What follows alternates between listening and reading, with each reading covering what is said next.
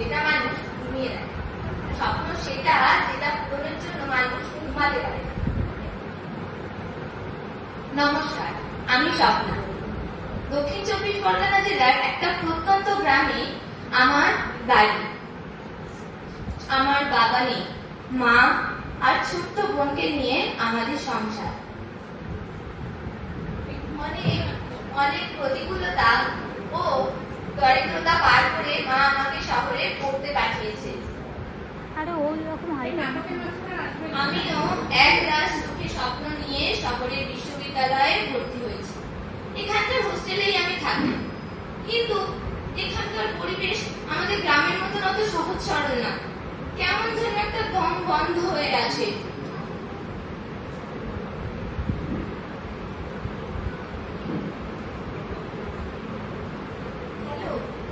মা, বলো কেমন আছিস মা?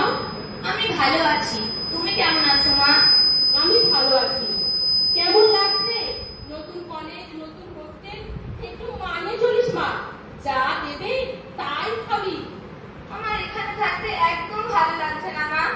সবাই যেন কেমন কেমন কথা বলে, কি সব খায়। এখানকার মেয়েরা একদম আমাদের গ্রামের মতন না। তুমি আমাকে এখান থেকে নিয়ে চলো মা, আমার একদম ভালো লাগছে না। একটু কষ্ট কর মা, এই তো 3 দিন হলো গেছিস। দেখবি থাকতে থাকতে সব ঠিক হয়ে যাবে। আমি রবিবার যাব। তুমি আসতে পারবে মা? বোকা মেয়ে, ছেলে মেয়ের জন্য মায়েরা সব পারে। আমি এখন ফোন রাখছি, তুই ভালো থাকিস। হ্যাঁ মা, তুমিও সাবধানে থেকো। কার সাথে এত ফোনে কথা বলছিস? লে ফোনটা দে। কে, বয়ফ্রেন্ড নাকি?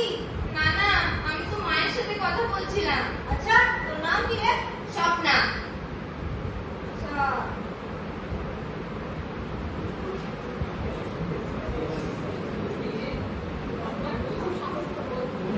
তুই জানিস না সিনিয়রদের সামনে মাথা নিচু করে কথা বলতে হয়? আসলে আমি নতুন ভর্তি হয়েছি তো, তাই আর কি।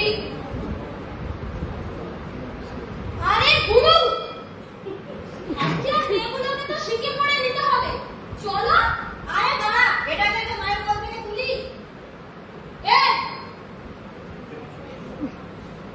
তুই সবসময় গুরু কথা মেনে চলবি। গুরু, বড্ড খিদে পেয়েছে। পেটে জল টল না পড়লে ব্রেনটা ঠিকঠাক কাজ করে না। যা তো 2 প্যাকেট সিগারেট আর একটা হুইস্কির বোতল নিয়ে আয়। পয়সা দাও। তুই আমাদের কাছে পয়সা চাইছিস? জানিস আমরা কারা? যা, নিজের টাকা তুমি নিয়ে আয়। কত বড় সাহস দেখ, আমাদের থেকে পয়সা এসে খাওয়া যায়? জানো গুরু, আমার এই পুরো বাপটা প্রত্যেকদিন 10টার সময় ফোন করে। কি বিরক্তিকর, যেন নাটক করে। যাই হোক, তাও নাকি মেয়েটা আমি কি আনে দেখি। এই না তোমাদের জিনিস।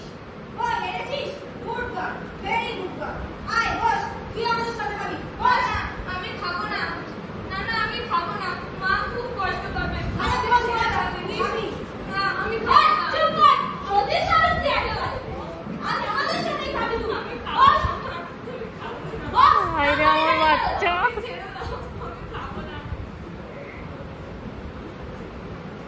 হাসতে দে।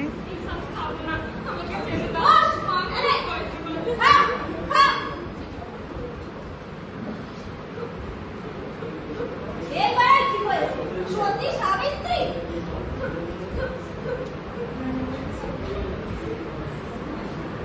হ্যালো হ্যালো মা, আমি আর সহ্য করতে পারছি না মা, তুমি আমাকে এখান থেকে নিয়ে চলো মা, আমি আর সহ্য করতে পারছি না। কি হয়েছে মা?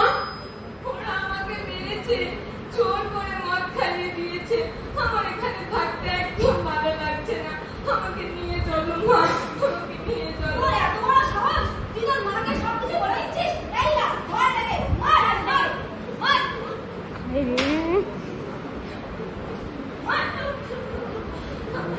আমাকে একটু চল চল করি চল। এই পড়া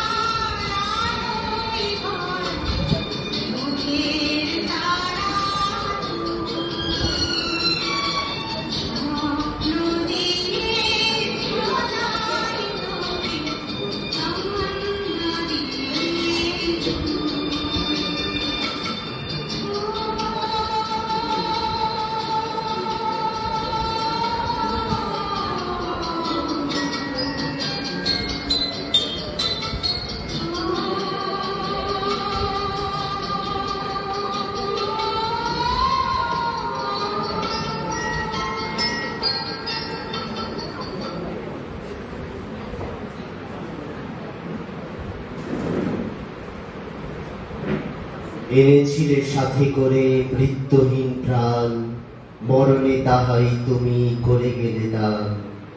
এভাবেই প্রতিনিয়ত শেষ হয়ে যাচ্ছে কত নিষ্পাপ ফুলের মতো তাজা প্রাণ। যে মেয়েটা একরাশ চোখে স্বপ্ন নিয়ে গ্রাম ছেড়ে শহরে এসেছিল উচ্চ শিক্ষার আশায়, একদল মানুষের খামখেয়ালিপনায় তার স্বপ্ন সফল হওয়ার আগে চিরতরে বিলীন হয়ে গেছে। তাহলে কি এই কঠোর সমাজ ব্যবস্থার বিরুদ্ধে কোনো প্রতিকার নেই? তাহলে কি স্বপ্নার মায়ের মতো শত শত মায়ের চোখের জলের কোনো দাম নেই? নিশ্চয়ই আছে। এবার থেকে স্বপ্নার মায়ের মতো শত শত মায়ের চোখের জলের দাম ওদের ফেরত দিতে হবে। তাই আজ থেকে আমরা সবাই মিলে গড়ে তুলব এক নতুন প্রতিবাদী অ্যান্টি র্যাগিং কমিটি, এবং যে কমিটির একটাই লক্ষ্য হবে, আজ থেকে আর কখনো কোনো কলেজ, কোনো ইউনিভার্সিটিতে যেন স্বপ্নার মতো আর কোনো নিষ্পাপ ফুল তার স্বপ্ন সফল হওয়ার আগে ঝরে না যায়। এবং এই কমিটির একটাই মন্ত্র হবে, যতক্ষণ দেহে আছে প্রাণ, প্রাণ পরে সরাবো পৃথিবীর জঞ্জাল। এ বিশ্বকে শিশুর বাসযোগ্য করে যাব আমরা। নবজাতকের কাছে আমাদের দৃঢ় অঙ্গীকার, দৃঢ় অঙ্গীকার, দৃঢ় অঙ্গীকার।